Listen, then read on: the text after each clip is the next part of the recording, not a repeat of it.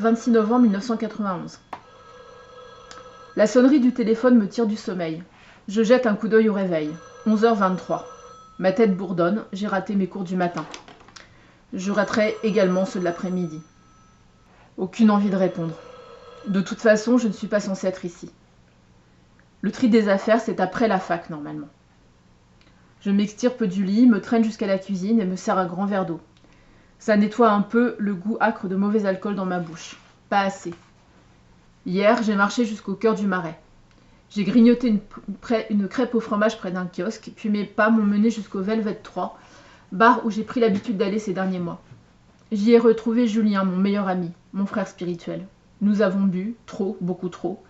Moi, pour dissiper le fantôme de ma sœur Sabine, lui pour oublier ses peurs et tout le reste. Je me prépare un thé bien fort, des tartines de fromage et de miel. Je dispose l'ensemble sur un plateau et je me traîne jusqu'au salon. Maman a commencé à faire les cartons avant de partir avec son amoureux. Pêle-mêle, des cassettes vidéo, une boîte de biscuits débordant de cartes postales et de lettres, une douzaine d'albums photos, des livres. Plein. Romans, essais, poésie en français, en russe et en portugais. Au hasard, je m'empare d'un ouvrage, une anthologie bilingue. Je laisse agir mon instinct, je l'ouvre. Ce sont des vers de Florbella Espanca, artiste tourmentée, morte à 36 ans comme Marilyn. Je ne trouve dans la vie nul plaisir, et nuit et jour je pleure, convulsive.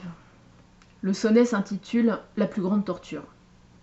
Pas une fleur de lilas pour parer mon atroce, mon immense mélancolie.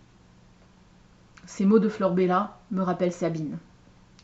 La tête me tourne, j'ai la nausée. Je me précipite dans les toilettes.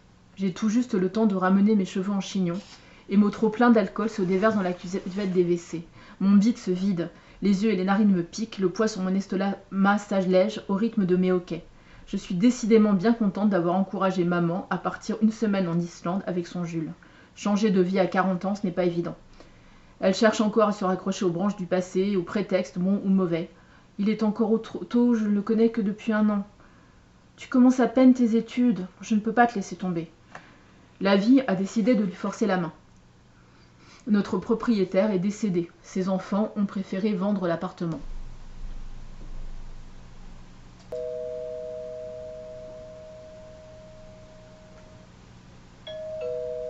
Cette fois, c'est l'entrée. Heureusement, je n'ai plus rien dans le ventre. J'arrive!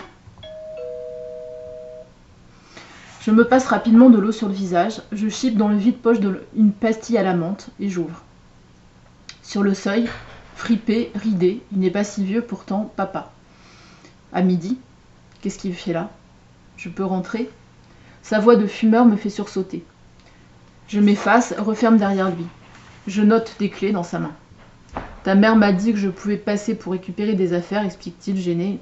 Je me disais que tu étais à la fac, mais j'ai préféré sonner au cas où. Pauvre papa, tellement gêné qu'il n'arrive plus à me regarder dans les yeux. Je ne sais pas si je lui en veux ou s'il me fait pitié. Mais je suis trop crevée pour m'énerver. Alors je plaque un sourire sur mon visage et je le précède dans le salon. Tu veux boire quelque chose? Thé? Café? Non, rien, merci. Il se gratte la tête, fouille dans la poche de son manteau. En tire un paquet de cigarettes, des brunes sans filtre. Ça t'embête, me demande-t-il, presque un réflexe, avant d'affoncer la flamme du briquet près de son visage. Du menton, je lui montre la fenêtre. Un instant plus tard, un courant d'air glacial gonfle les rideaux. Il examine la pièce. Ses yeux s'attardent sur une jaquette, les griffes de la nuit. Ma sœur l'a vu au ciné. Moi, j'ai attendu qu'il sorte en vidéo pour ça. Par réflexe, je fredonne la chanson de Freddy. 1, 2, Freddy te coupera en 2, 3, 4, remonte chez toi, 4 à 4. Je n'ai jamais bien compris ce que vous trouviez à ces films d'horreur, ta sœur et toi, commande-t-il en expirant une longue bouffée de tabac. C'est cathartique. Comme les tragédies, je précise face à sa perplexité. Je sais ce que ça signifie cathartique, Lucia. Étudiant, exilé politique, employé dans un bureau de tabac, surveillant dans un lycée de banlieue, libraire et traducteur professionnel, papa n'a effectivement rien d'un illettré. Pourtant, il se montre susceptible dès que ses compétences sont en jeu.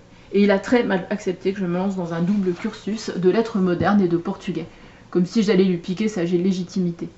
En plus du reste qu'il n'a toujours pas digéré. Mon coming out, par exemple. Naïvement, je pensais que la dépénalisation de l'homosexualité, une victoire pour laquelle ma mère avait tenu à ouvrir une bouteille de vino verde et tout droit venu du Mignot, signifiait qu'il partageait ses idées. Après tout, ils avaient ensemble combattu la dictature de Salazar et ses idées nauséabondes au nom de la liberté. Je me trompais. En un clin d'œil, son attitude a changé. Fille adorée, je suis devenue pestiférée, même s'il ne m'a pas claqué la porte de sa vie au nez, peut-être parce que j'étais la seule qui lui restait. Avec le recul, je pense que j'aurais dû me douter qu'il ne prendrait pas bien. Il y a eu des signes avant, comme cette dispute avec maman à propos de son frère et de ses amis homosexuels. Je ferais mieux de te laisser, souffle-t-il en écrasant son mégot dans un cendrier. Le seul qui reste depuis que maman a arrêté de fumer. Tu n'avais pas des affaires à récupérer, je ne vais pas te mordre, tu sais. Il détourne les yeux, ses épaules s'affaissent. Ce n'est pas ça, Sans terminer sa phrase, il rejoint la fenêtre, me tourne le dos, s'agrippe au fer forgé de notre minuscule balcon. J'imagine que maman a empilé des fringues à toi dans la chambre. Pour les livres, ça risque d'être un peu plus compliqué.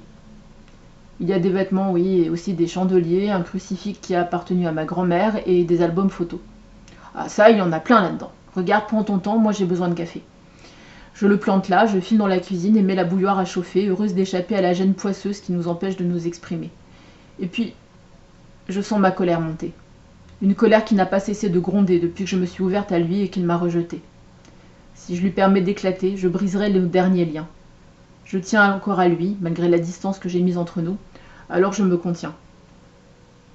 Je vide ma tasse de thé dans l'évier, la remplace par des grains solubles, regagne le séjour en soufflant sur le breuvage acre et fumant. Il est assis sur le canapé. Entre ses mains, un classeur rempli de clichés jaunis. Sur l'un d'eux, un adolescent vêtu d'un polo rayé pose près d'une bicyclette appuyée contre un citronnier. « Je l'ai eu pour mes 15 ans, dit-il en tapotant du bout des doigts sur le vélo flambant neuf. Et là, c'est Avo Faustina et maman dans le salon. Elle devait encore être en train d'écouter mon frère jouer du piano. Il sépare les 2 pages suivantes, collées l'une à l'autre par le temps, et ses mains tremblent lorsqu'il découvre le portrait d'une jeune fille au sourire éclatant, vêtue d'une robe à fleurs. C'est sa sœur, Alma, tuée à 18 ans par son cinglé de cheval. À cause de ça, papa n'a jamais voulu que Sabine et moi montions ce que reste que sur un poney. Tant mieux pour elle qui en a toujours eu la trouille, tant pis pour moi qui aurais aimé essayer. Je m'attarde sur le visage de la défunte, sur sa bouche bien dessinée, son nez à peine busqué, ses yeux noirs comme sa chevelure. L'espace d'un instant, j'ai l'impression qu'une larme perle au coin de son œil. Troublée, je détourne la tête. Et le téléphone sonne.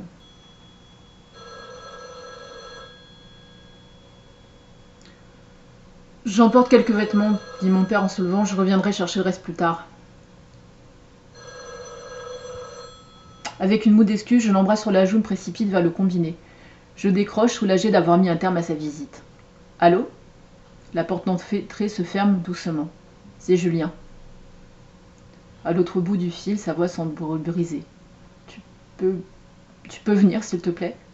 Ça ne va pas du tout.